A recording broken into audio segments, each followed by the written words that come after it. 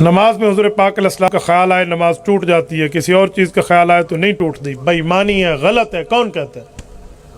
ہم جب نماز میں السلام علیکہ ایھا النبی کہتے ہیں تو کس کا خیال آتا ہے؟ حضور پاک علیہ السلام۔ اللہم صلی علی اللہم بارک کہتے ہیں، کس کا خیال آتا ہے؟ حضور کا۔ کون کہتے ہیں حضور پاک علیہ السلام کے خیال سے نماز ٹوٹتی ہے؟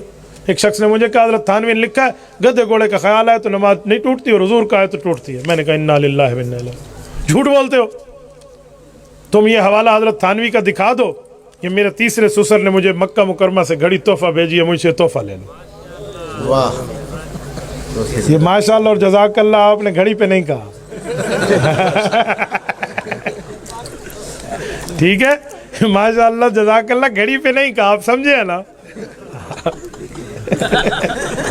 تریجے سورے والا لفظ خوش کر گیا۔